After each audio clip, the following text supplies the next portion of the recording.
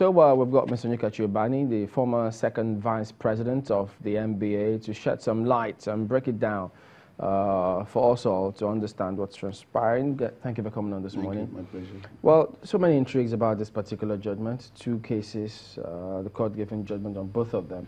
But is this as straightforward as the judgments have been handed down? Because the lawyers there think, no, this can't be the case. They're citing several authorities, as a matter of fact.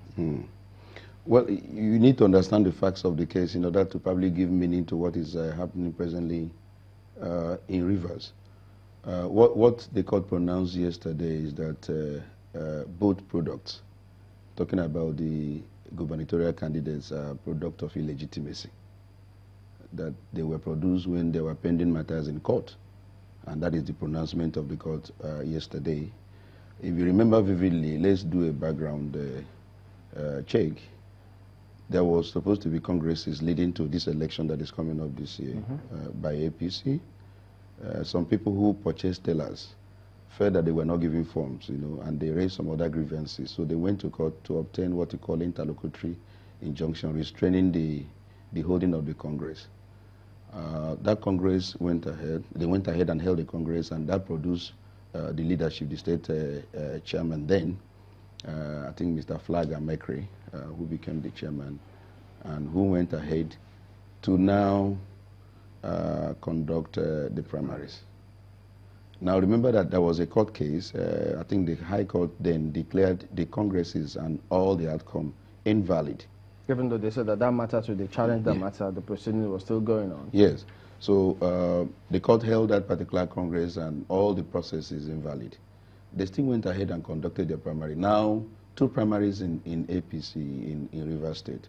While the Tony Cole or Tony Cole followed the indirect method of primaries, which some of them are arguing is contrary to NEC provision, that in Rivers, what should obtain is direct. So, and they now allowed the status quo that already the court has declared the emergence as invalid now to conduct that indirect primaries. Whereas the other man, Senator Abe, conducted what we call direct primaries. So they were saying that status quo should not have even conducted in the first place because they were not supposed to be in position. Beautiful. That, so when the court has declared that the process is leading to emergence as invalid. So whatever you are doing, you are placing something, something on nothing.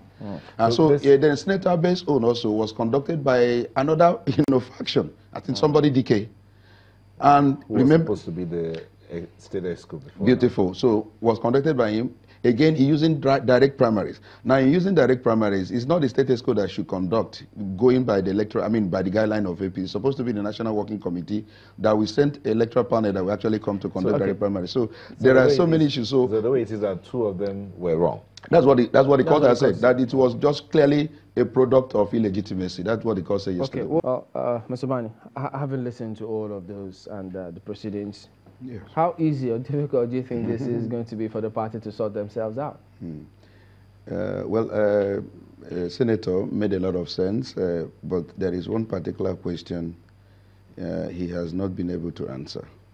And that question is to the fact that if you conducted direct primaries, and there is an electoral guideline of APC that specify who should actually conduct the direct primaries. Which is the NWC. And then you now went ahead to use status quo, even though you say that is the rightful status quo, which is also in contention, because there was there's supposed to be a new Congress actually for all the states wherein the states and wards and local government will produce new executives due to the emergence of Adam Oshemele's administration and all that. So it wouldn't matter if the courts invalidated the election of the Amakre exco or the other faction. So he cannot rely on that and assume that, well, since that has been invalidated, well, this is the right exco. Yeah, but because of the interest, which he has rightly pointed out, the party came to the court and now opened up all their listeners and said, look, everything about us is illegitimate. And that is what the court, actually,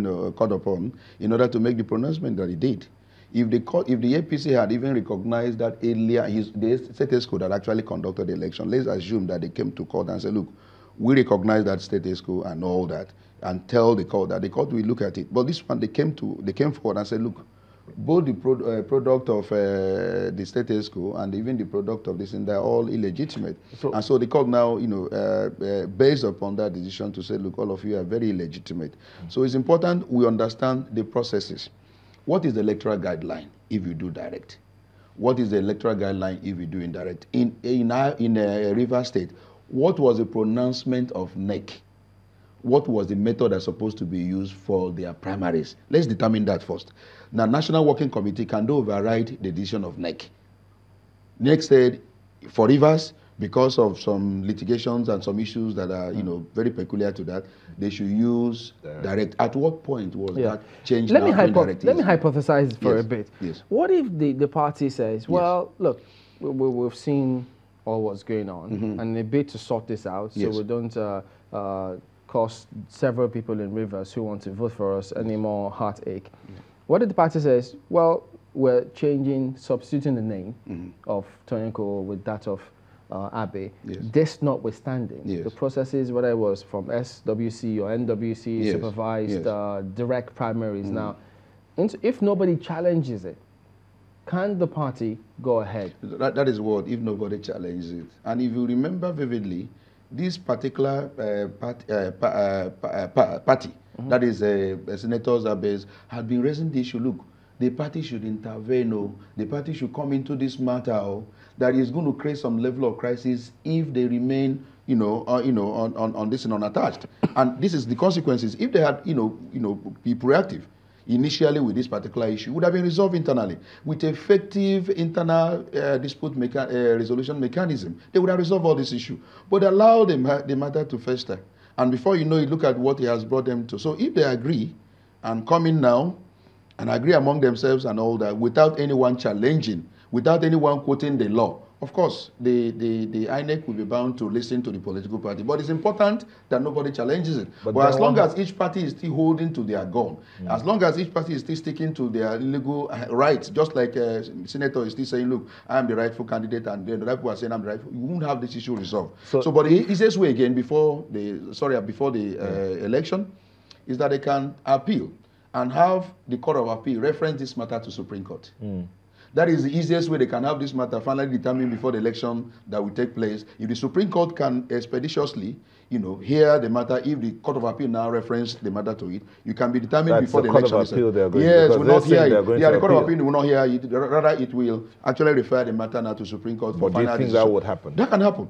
It has happened in our country. Knowing the urgency of this matter, they can take it to Court of Appeal and ask, please refer this matter to Supreme Court immediately. Let Supreme Court make the final pronouncement concerning issue of the candidacy of APC in Rivers. And they can do that before the election. But for now, if they allow Court of Appeal to exhaust its processes, and then you now go to Supreme Court, I tell you, they still have a problem. The question Chamberlain asked about if the party decides to replace Tonyenko with Senator Abe, and nobody quotes the law, does that also put aside this judgment of the court that says the Congress that brought about this primaries at all was wrong? The point is that it is the party that actually submit the candidate.